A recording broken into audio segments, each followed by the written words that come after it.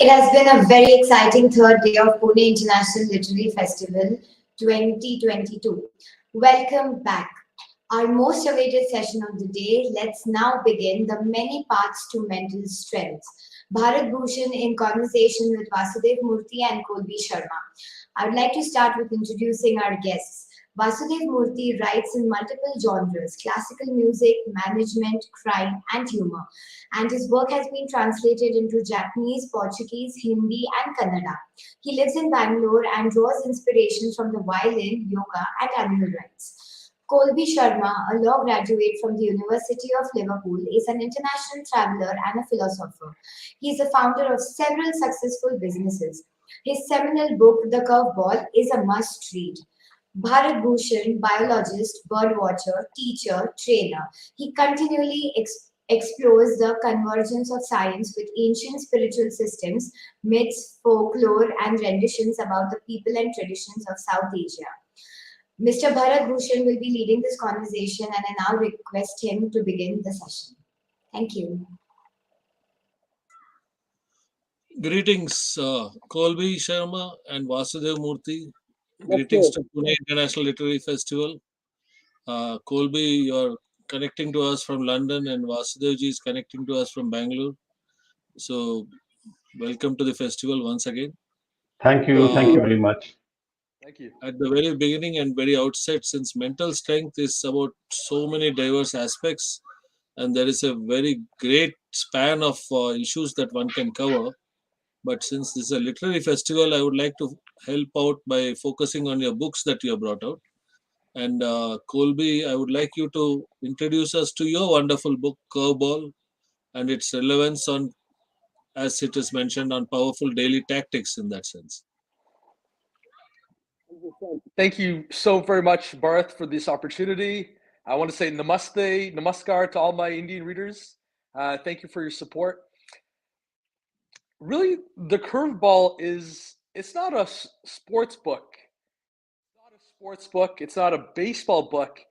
It's a tactical life book on how to overcome challenges, succeed when you might feel like giving up, how to battle-proof yourselves against change.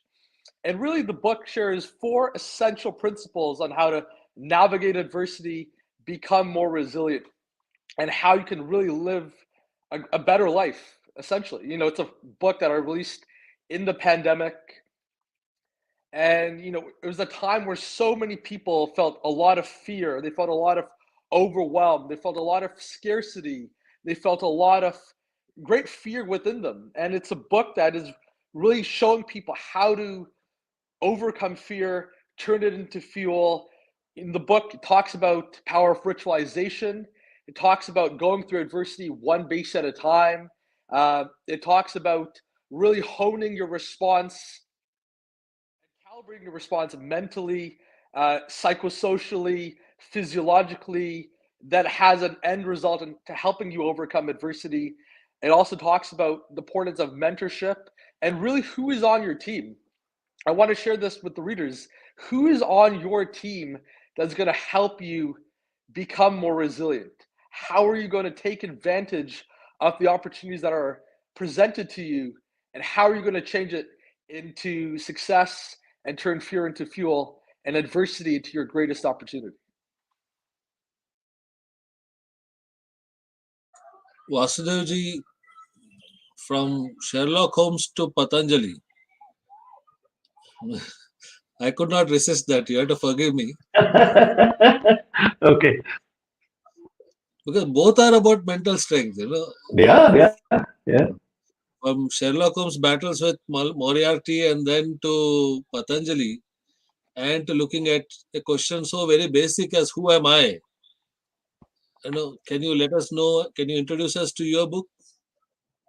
Certainly. So first of all, thank you for the warm welcome, and I'm delighted to be here, Bharatji. I remember we met a few years ago, and my new friend Colby. Colby, it's very exciting to hear about your book. I read a few pages. Very exciting, and I intend to complete it as soon as possible.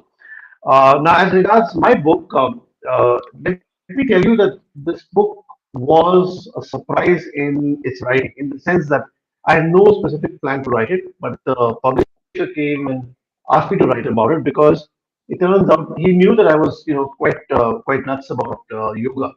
I'm a practitioner and I enjoy it thoroughly and I do it every day, etc., etc.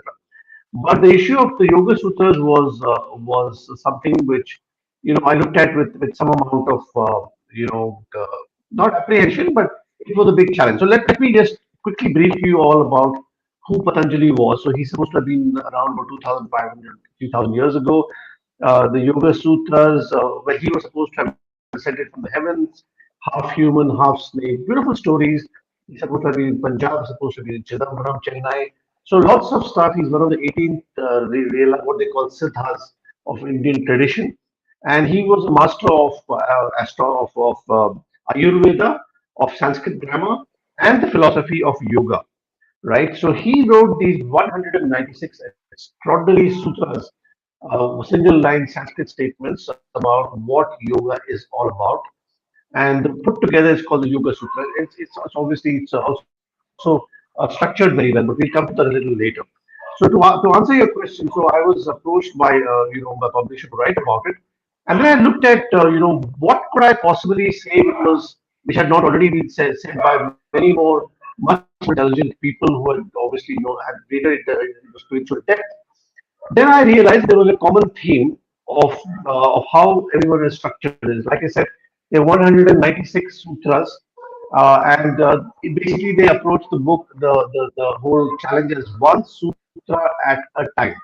So sutra number one, this is what it means. Sutra number two, this is what it means, and they also have the Devanagari at the top, right? So when you start with the second sutra, for example, it says Yoga Chitta Vritti Nirodha. When they say that particular line, it's written in Devanagari. So if you don't know Devanagari, it's already a showstopper for you in the sense it's a little bit of a pause. And then if you don't know the Sanskrit, there's another additional little problem there. Then they continue explaining in great detail and very beautifully what that line means, and sometimes they give references to other spiritual texts which may be of relevance. So, for example, they might say, we also look at Bhagavad Gita chapter 7, this so and so line. So when you put it together, it becomes kind of a difficult challenge for a lot of people to figure out how to take it forward. So therefore, I was asked to try to figure out to simplify it a little bit, right? And so what we did was that okay, Bharat, I don't know if you lost me or you lost me. All fine, all fine. So then what happened was that I rewrote it in such a way that all the sutras themselves I'm talking about those are all in the appendix. I don't know if you have a copy of the book, but I took all the sutras and put it to the very end so that people aren't distracted with a lack of knowledge of Devanagari or Sanskrit, which would have been an unfortunate problem. That's the first thing. Second is so therefore I collected it in groups of 20 or 25 sutras, explain a core concept, and try to give my own personal take of all the dumb things I've done, all the foolish stuff I have done, and how those particular set of sutras might be of relevance to me. I did lots of graphics. I did lots of other stories from classical music, or in fact, talking of Sherlock Holmes, I even said that Sherlock Holmes was probably a yogi because of the way his mind was. So that was a good catch, Bharat. Yeah. So and then there's a summary. As you know, today's modern individual look says that before I approach something, I need to know what am I going to get out of it. So either a writer is totally indifferent to what the reader is about and just say, "This is my stuff. Read it as you wish," which I think is unhealthy. It's rather we should go back and figure out what does a reader want to see. How does a reader read? And a reader today reads by saying, "Why should I read this book?" Right? Just because there's a famous writer or because of a nice title. No, I want to know what will I get out of it. And at the end, therefore, at the end of every chapter, I have some what they call the term takeaway. I have three takeaways from this. Simple, lines we put it together.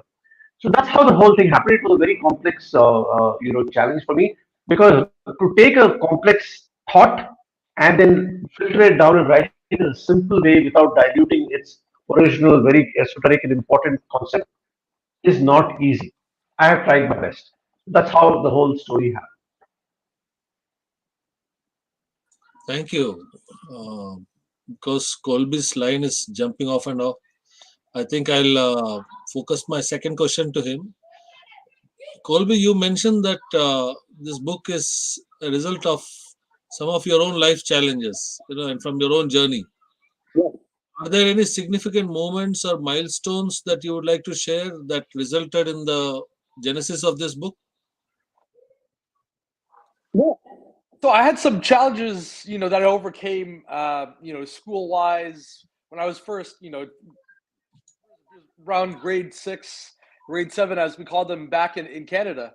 And, that was a very trying moment, but it's a moment that really brought me a lot of, introspection. It was a moment that really, I was able to really succeed at school after that, and, went on to law school, career in law, career in the banks, etc. By that one moment, you know, really honed my destruction of the ego. We talk about ego, we talk about karma, dharma, it all resonates with ego. How do you strip away ego? How do you, as I share in the book, how do you shed outer perfection to embrace inner reflection? That moment in my life not allowed me to succeed academically.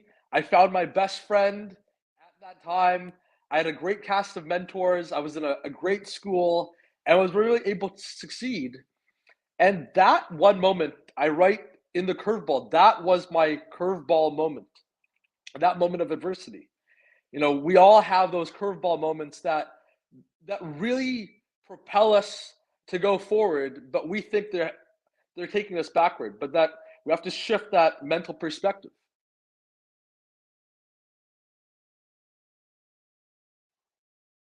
Can you just, for all of us Indians who religiously play cricket and who do not believe in anything else, actually there is no other game other than cricket. Yes, of course, of course. So, what is a curveball? Just to put that into significance.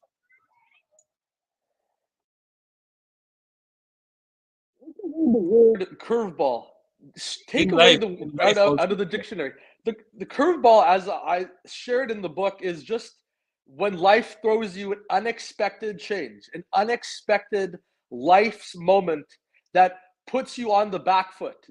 Just for the readers listening today, just think about it as an unexpected life's moment.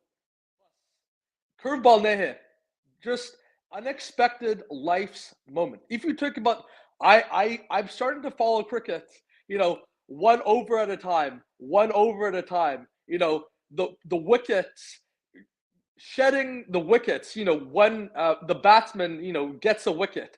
That's all you have to think about it when you look at life's challenges and how you succeed sequentially, and how you shed ego, and how you overcome any difficulties in your life.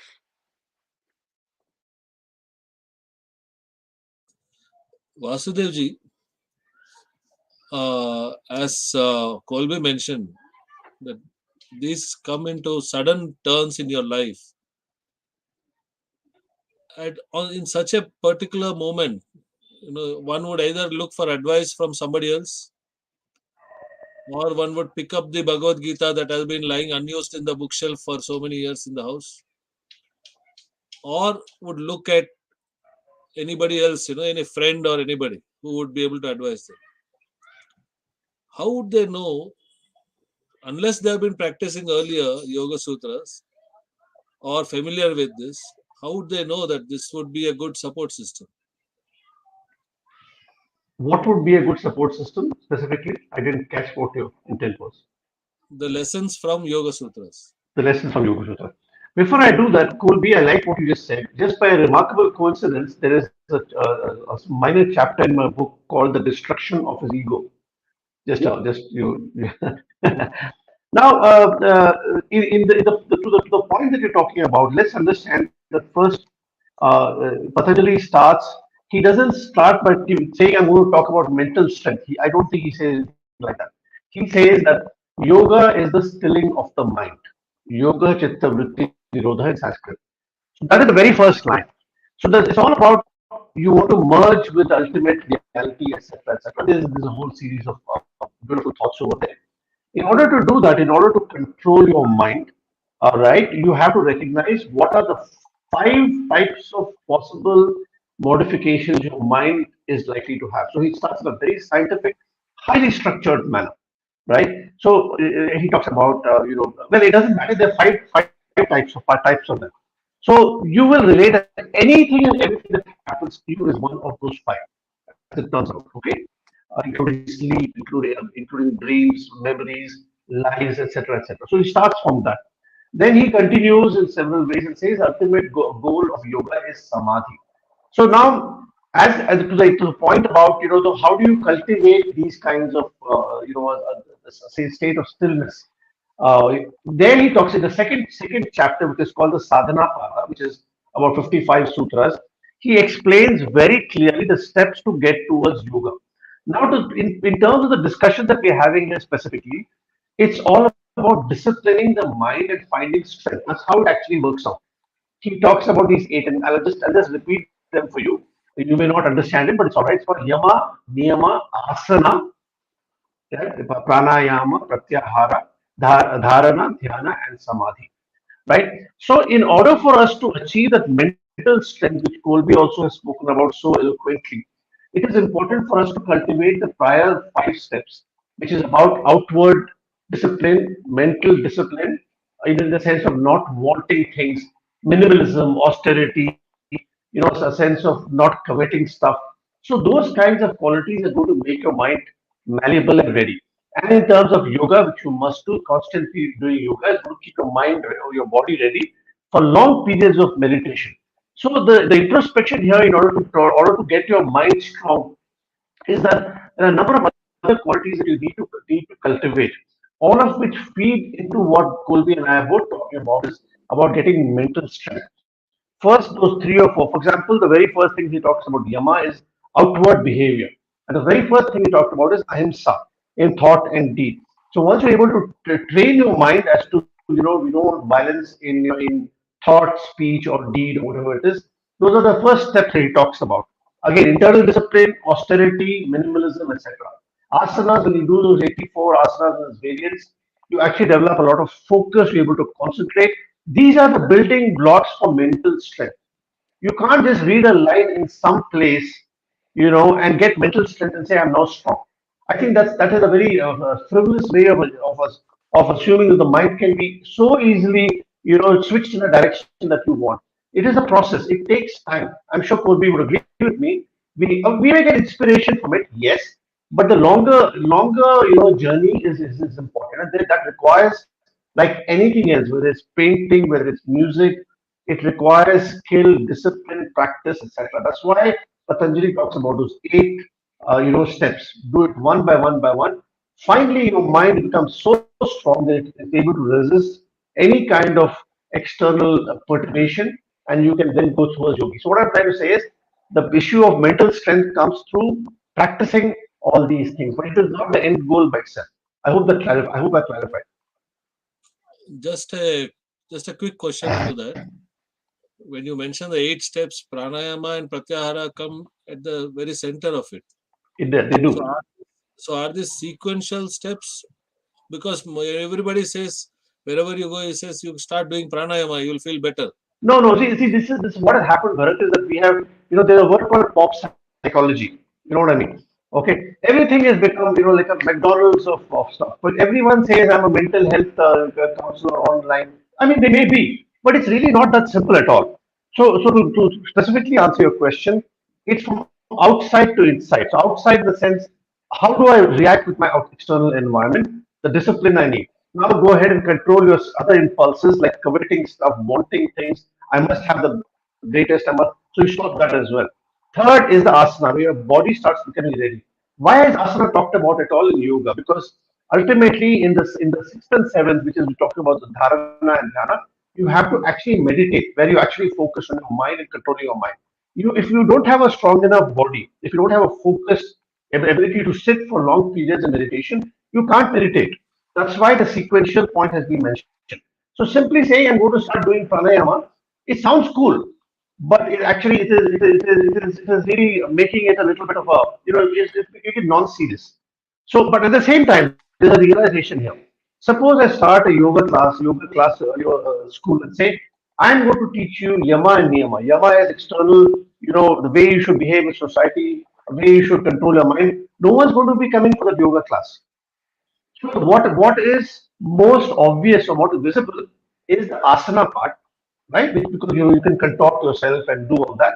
And the breathing part. Breathing part sounds cool, but it is necessary. So to get your point, first of all, it's sequential, yes, but all of them need to be in a continuous state of refinement. You can't say, okay, now I'm done with asana.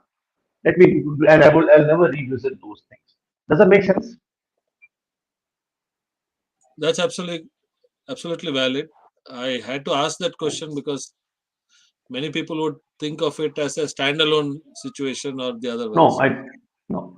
And that's what leads me to the next question with Colby, especially. Your book presents certain perspectives that says, turn fear into fuel, or doubt into confidence, and defeat into victory. These are the perspectives that come up, and these would require persistent practice. Does your book help a reader go along those paths? Yes, I'm sorry. Can you repeat the question again, please? I'm finding the line very, very hard to hear. I have placed that question in the chat box also. That some of the learnings, let's say, turn fear into fuel, doubt into confidence, or defeat into victory, are these like prescriptions, or they definitely require persistent practice? So, can a reader be helped along with your book? It's not worth doing if it doesn't yield to consistent practice. It must be practiced. It must be a learned sets of behaviors. We can't just think about, overcoming adversity in the mind, much like Vasudev said. It doesn't work that way. Just 1 second in the mind. It has to be learned. We have a certain capacity to become more resilient, but we have to work on it. We have to implement daily rituals. As I shared in my corporate work, a standard operating ritual. What ritual do you create for yourself and within your teams? Secondly, how do we control our behaviors? How do we control our responses to the adversity? What are we thinking about when we talk about adversity? There's a sliding scale. Which challenge are we going to approach at any given one moment? So to answer your question, it very much is a set of learned and deeply practiced behaviors, especially post-pandemic when we're faced with overwhelm in our business lives and in our personal lives. We must be willing to implement not the prescriptions but the lessons in the curveball. We now tend to look at everything as pre-pandemic or post-pandemic, from the lessons that we have learned during the pandemic. And some of the challenges that people would have encountered during the pandemic would have been worse than curveballs. And if they are to regroup and reorganize their lives from now henceforth, they would have to really be able to get into their own lives as a metaphor, as a reality, as a strong point in that sense. So, how do you feel in helping people get down to themselves, to strengthen themselves in such a situation?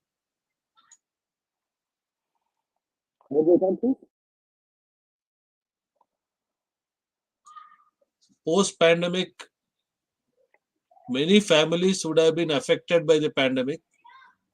There would have been terrible crisis in their families, not only individuals but entire families as such. Yeah. And how do you look at your book to be able to be a support system to people to get down to taking care of themselves in such a situation, learning from those things? As I share in the book, sometimes we have to lose something to find everything. And I definitely don't advocate for material loss. I don't advocate for anything on approaching that. What I mean a loss is to suspend the ego. What I mean by loss is for the ego to take a step back, to know you can overcome any challenges. It's by going backwards is how we go forward. So when we talk about the curveball as a support system for families post-pandemic, can bring you together that in might have not felt in 2019 or at the beginning of the pandemic. That's how you become together. That is your support system. By using that moment of adversity, you can come together. It makes it easier in some ways to incorporate familial sets of rituals. What are you ritualizing on a day-to-day basis? I mean, for my family, we had some of the best, family dinners together.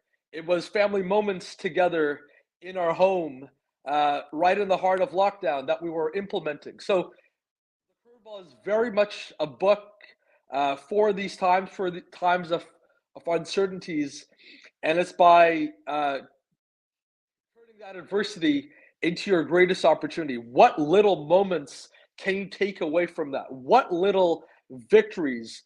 Because we all have to go through the wickets. We must get all the wickets, out of the way to succeed at the game of life, in your personal life and in your business life. As you allow ego to dissolve, you get stronger in emotional intelligence, and thereby the family also gets stronger. Vasudevji, how would you look at lessons from Patanjali about emotional intelligence? Okay, so emotional intelligence, is a term, it's a fairly modern term in the sense, when we started hearing about it maybe 20, 30 years ago.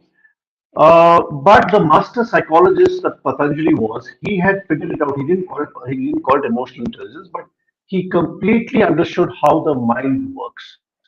It's a masterpiece in understanding how the mind is affected, where the ego comes into the discussion about the ego is very interesting. He explains how the ego is a lens to ignorance and everything like that. So he has said certainly understood this really, really well. But I will say his point has gone slightly above just the point of emotional intelligence. So as you said, what is emotional intelligence in the rawest of terms? I understand what I'm feeling, and next step, what am I going to do about it? Okay, I'll just leave it at that. Yes, that's good. That's the first step of a refined mind. But the issue itself of what is emotion to begin with? Why are you experiencing what you're experiencing? Why is somebody else not experiencing the same thing with the same situation? Now that becomes more esoteric and complex and has to do, rebirth, karmic impressions, samskaras, and there's a whole lot of stuff happening. So basically, if you look at Patanjali's thing, he's talking about emotions being a distraction or kind of a pothole on the direction on the way to ultimate wisdom or ultimate yoga. So there are a number of distractions. Okay, illness, inertia, laziness. Many of them are man-made, contrived because of various kinds of we have all these various kind of gunas, rajas, sattva, etc., etc. But all of these are impediments which a yogi must understand them as what they seem to be, put them aside and go forward. This is easier said than done. This is very, very difficult. Even meditating is very difficult. But to say that I will suppress all my emotions, etc., is really not easy at all. It takes effort, takes planning. But the first step is, talking about emotional intelligence. At least we have the ability to realize that I'm in the grip, I'm in the sway of anger, I'm in the sway of some other emotion. That emotion is controlling me. I'm not controlling the emotion anymore. I think that realization, that little inflection point, is a very, very important step towards further progress. I don't know whether Colby you agree with me, but I'm hoping we are finding some resonance here. The understanding of that emotions are controlling us, and it's not us controlling the emotions. That realization can be a very big deal. Yes, sir. Colby. Colby, Colby, The biggest curveball I'm facing is the sound audio quality. Fortunately, I'm unable to hear you, Vasudev. Never mind, never I'll mind. Nothing I'll, significant I'll, I said. I'll rephrase that, Colby, for you. Can emotional intelligence be a support system to actually allow your ego to be dissolved, or do you require any additional mental strength to do that? Emotionality and emotional healing, emotional intelligence is very important because it's what allows us to know what to suspend. It's about knowing what are we tapping into, what are we trying to dissolve. There's this great article by Dr. Leslie Becker Phelps, PhD, and she talks about the origin theory of the response. Where did it originate from? If we feel shame, if we feel guilt, if we feel overwhelmed, where do those emotions, what do those feelings occur within you? So it's a very important to journal about that. It's very important to really, you know, to carve out space to reflect on where is that where is that coming from? What experiences have I been through in my own personal life that will allow me to find the signal to know what to suspend. Most people lack the mental strength to do that. How would they be able to, get that trigger or that particular fulcrum to be able to understand that they are separate, they are different from their ego? Ego is very much a permeation. It's a very much a permeation in the mind. It's not a fixed, static quality. It's not like, you know, um, it's not fixed. It's impermeate. It shows a shadow reflection of yourself. So if you can really be mindful about that, you have that pocket of time. And as I share in the book, you have that ability to control your responses to dissipate the permeation of the ego. It's very much a learned behavior. It's very much a practice behavior, and only by adversity and overwhelm that allows us to have the fuel to dissipate that. Vasudevji, in these terms or aspects that one learns from Patanjali as a progenitor of this particular school of thought, you would term him as the first psychologist.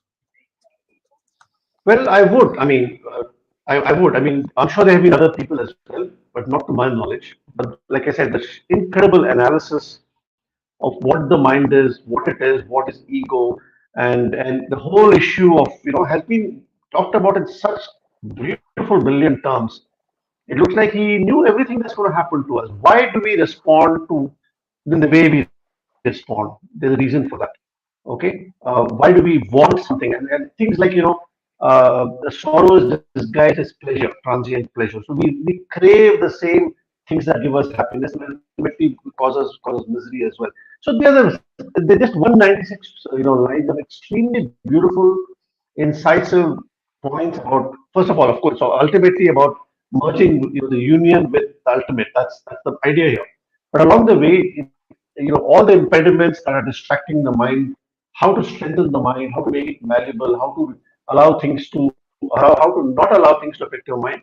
I think he has talked about it completely. So to me, therefore, to me, he is the first and greatest psychologist.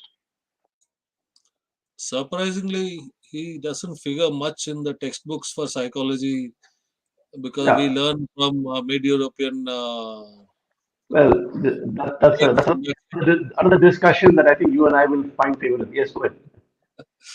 but in terms of sutra, in that Yes. particular word itself versus Shastra, because at that time you also had Natya Shastra or Artha Shastra and other aspects. Just for the education of those who are looking at this particular discussion, what is that particular aspect? Sutra is just a plain two line aspect that says as an idiom, okay, this is it, this is how it is, and the Shastra explains the genesis behind it. If you could elaborate on it. No, I don't think I'll be able to elaborate much on that. What I will say is the reason why the sutras are so tight was because at that time it was necessary to transmit knowledge to people. There weren't many things. I mean, people didn't have the ability to write a lot. So the important was how could I convey verbally, orally, some kinds of things in as compact a manner as possible. So even the Yoga Sutras, to my knowledge, were first transmitted orally for a very very long time. Right? Finally, it got codified into somebody started writing about it. Then we discovered in these two or three words, for example, the very simple thing, yoga chitta vritti nirodha. So now all the philosophy about yoga is compressed in these 5 or 6 syllables in a very brilliant way. Right? So that I think that was the origin of if there was an ability at that time to write more and do more, then perhaps sutras may not even have been necessary is what I'm thinking. I could be wrong. But I think that is the extent of my knowledge. I really do not claim to have a lot of great knowledge about Sanskrit and so on. So I should be a little careful about it. Colby, in terms of persistent practice and in being able to face uncertain situations in life, how does one recoup from going back to certain situations? Again being faced with the same accident again and saying, okay, it happens again, so there is no need to be stronger. Good question, Bharat. I think one of them is what is in our control. What is in our control? What are some small adversities? What are some big adversities? If there's a big adversity like God forbid, a car crash, that's a big adversity. That is not within your control. We cannot plan for it. There's no rational roadmap or prescription or life lessons to really get over that. It just happens. But if it's something within your control, that is something you have agency and you have the power to change. As I share in the curveball, we succeed because of adversity, not in spite of it. Adversity is what gives us the power to do that. It's by honing in the adversity. It's about saying to yourselves, I am not the permeation of the ego. The ego, as we know from Freud, the tension between the shadow self, the heroic, and the egoic self. We must be able to break that tension by knowing what is our strengths, what can we have agency over. It's really about getting back to agency. It's about going back to consistent, deliberate practices, but at first start by knowing what challenges are we responsible for and what do we have the ability to affect the outcome. Very true. uh, Vasudevji, meditation and persistent practice and yoga, if that is consistently done, then you are, as a regular human being also, you are like a yogi. Indeed, But then you, as a regular human being, you're always faced with distractions. you are. And then how So do you get stronger in that sense? how do you get what? Sorry. How do you get stronger and how do you get better in your daily life and be able to dissolve these situations? Well, like I said, right, one is if you do the asana practice every day, and I've been doing it regularly for literally decades now, right? So to Colby's point also, so these are all practices you have to practice regularly. Every new day of asana practice or pranayama brings a new light of understanding. It cannot possibly be explained to everyone. It's an internal thing which you suddenly say, "Oh, I see." Okay, so therefore, this kind of daily relentless practice that you see does indeed give you a sense of detachment with what's happening outside. Then, therefore, when you see people overreacting or having explosive temper tantrums and all that stuff, you have a greater appreciation for why they're behaving in the way that they are behaving. That allows us to step back a little bit. I'm not saying that I have never slipped. I too have, but by and large, this whole thing of detachment of understanding this whole thing is an illusion, and people are responding that way because of the complex cocktail of ego and all those kind of things. This knowledge does allow us to create a kind of a buffer between what's happening outside and gives you some extra amount of time to respond and be more measured. If I take a look at, for example, of my behavior in, let's say, the mid 90s, I was an extremely impulsive person, very impulsive person. I mean, but the way I look at it is, unless you go through these periods of extremely strange, odd behavior, you won't understand what this actually means. So there is a reference, there is a practice that's happening.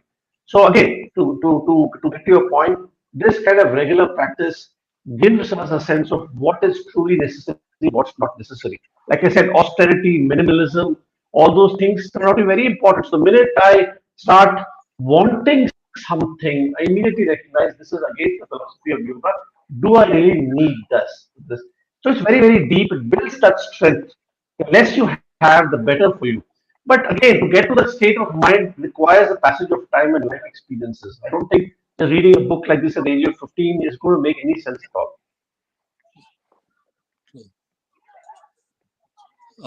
There is a question from the audience. I have copied it on the chat box also. How can one consciously manifest the practice of resilience through meditation when the head is overcrowded by the stress of the situation one has been suffering from? I think Colby, would you like to take that first? Because bringing in meditation would that be a solution to a curveball all of a sudden? Definitely. Meditation allows us to slow down, reduce the stress from the moment of adversity. By using meditation, then we can start to formulate how are we going to become more resilient in that moment. I love the phrase resiliency begins from within. Resiliency begins from within. You have it within you to become more resilient, to get more resilient. Each and every challenge, that's your moment to shine. That is your overs. That is your wicket you need to keep getting out each and every single time. Starts with meditation. We get into that state of mind that says, I'm not going to let the ego win the day.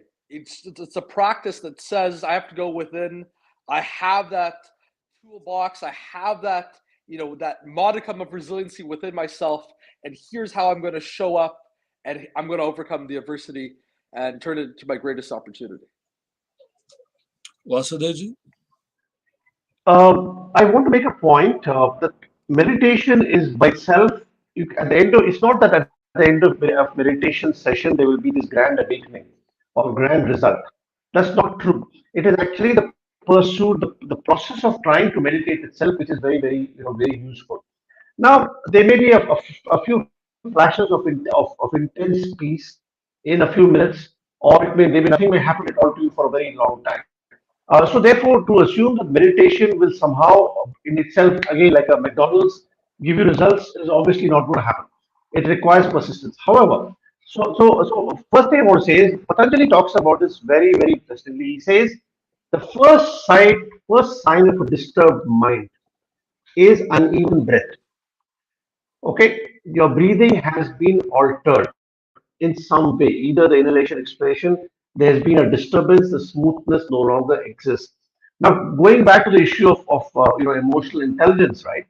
So even in the case of emotional intelligence, you keep those your radar live. What is happening to my breathing? How is has my breathing altered? Am I breathing faster? Then in that case, make a specific effort to start pulling down or at least slowing down as much as you can. Now, all this is difficult. I don't say it's going to be easy. This is going to require days together to understand how to detach yourself, how to watch yourself. First of all, being disturbed by external stimulus. I can see a lady called Misha Bhatt is asking, I might know her. How can one consciously manifest through meditation? Is overcrowded by stress. Yes. First, recognizing that those are the things that are controlling your mind right now, causing your breath to be altered. I think again, it's going to be a matter of some time before these things start yielding results. And I must tell you, people who meditate, they actually start looking different. They look very different. There is this thing on their, on their on their forehead. There's certain peace in their mind, which says, to paraphrase Colby to some extent, that this is a matter of the ego. This is why I'm reacting like this is because my ego has been affected by these events. My state of self has been altered. So those it's a complex, pullab of activities, happening. But unfortunately, I don't think that saying that start meditating together today and everything will be fine. It's not going to happen. It is just like my hatha yoga practice. And just to, I know we have a short time. I have been doing trying to attempt a particular asana for the past 20 years. Okay, just in the past 2 months, finally have got results. I'm talking about particular asana, Vrishchik asana. And now it's fine. In the same way, meditation, which I think is infinitely more difficult, will take time for it to slowly germinate, yield result. But if you don't even try, you can't complain and say, meditation has no effect. It is indeed there. You recognize your mind is being altered, your mind is drifting, pulling it back, focusing on the candle light. These are the things. I'm sorry if I talk too much. I would only like to put in a word of caution in this because of the question. As Ramana Maharishi says, you meditate in order to meditate.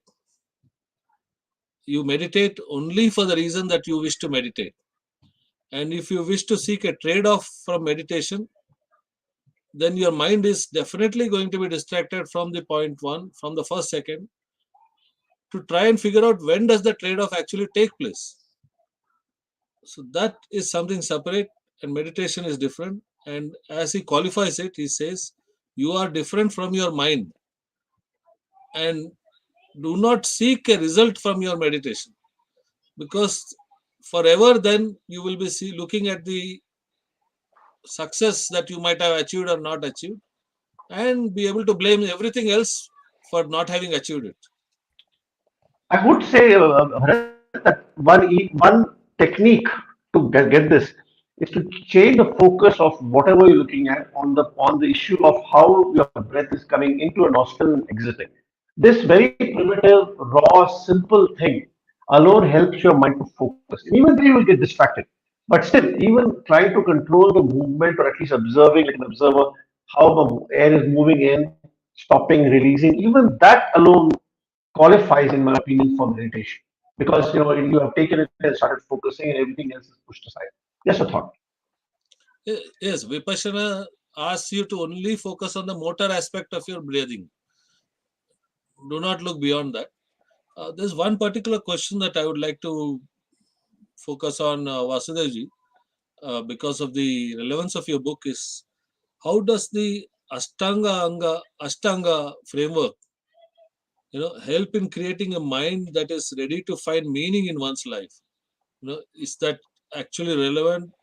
Does it help? Does it not? Okay, and I think this has also been talked about by Colby. I want to make sure that his point is appreciated here.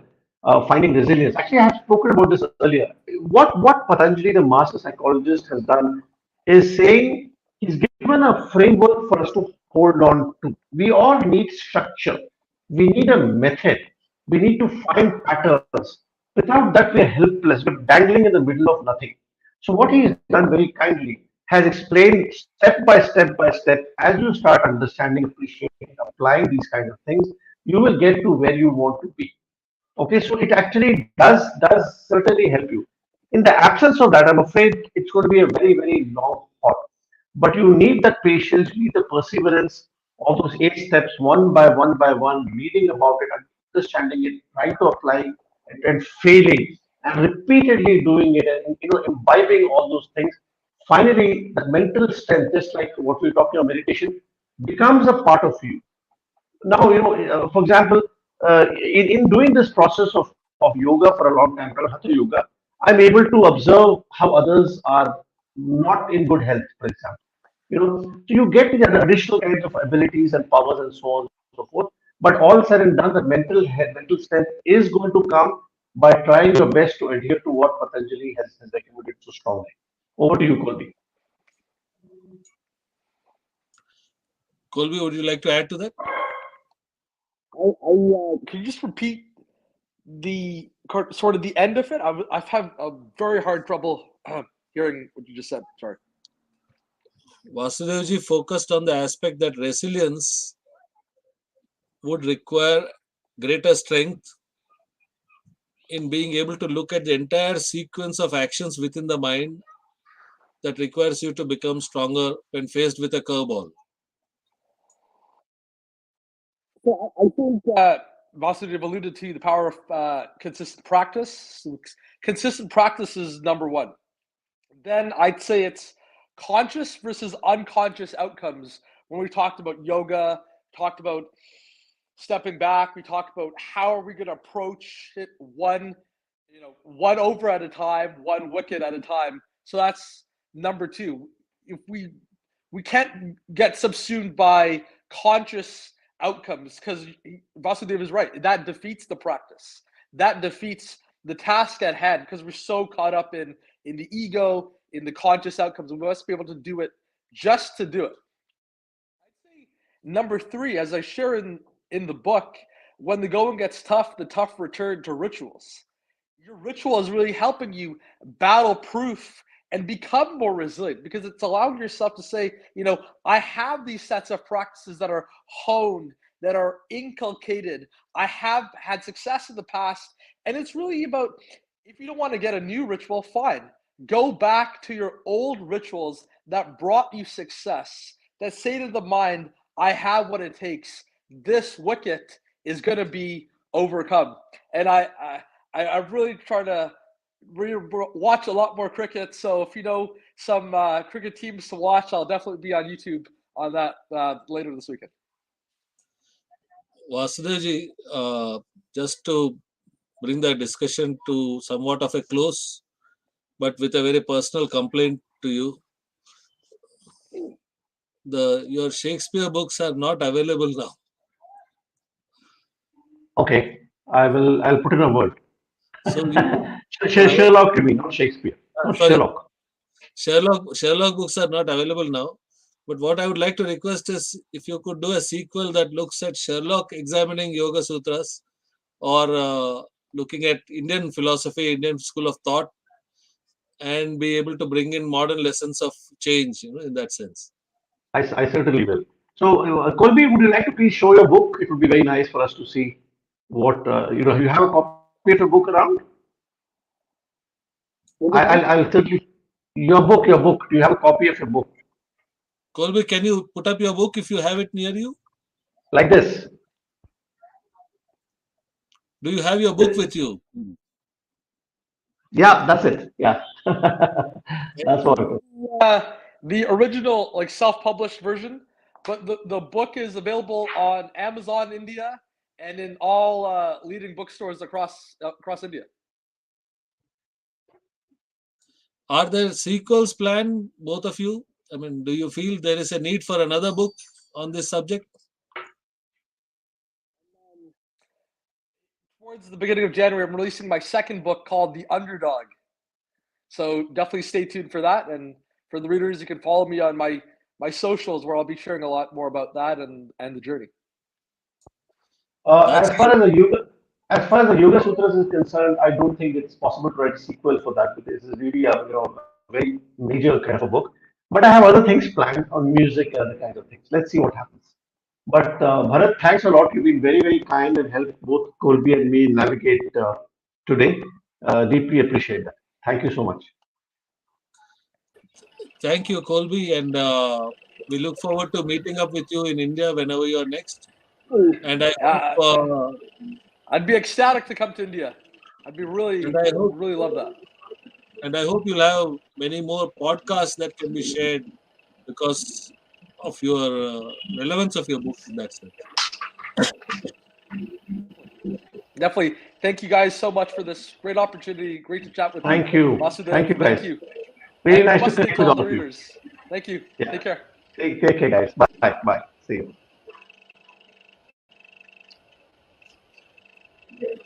We're so happy that we got an inspiring glimpse into your journeys and teachings. Thank you so much, Vasudev Murthy, Colby Sharma, and Bharat Bhushan, for being a part of this discussion and for being our special PILF guests. We start our next discussion, Independence, in the next 15 minutes at 7:45 p.m. See you then. Thank you.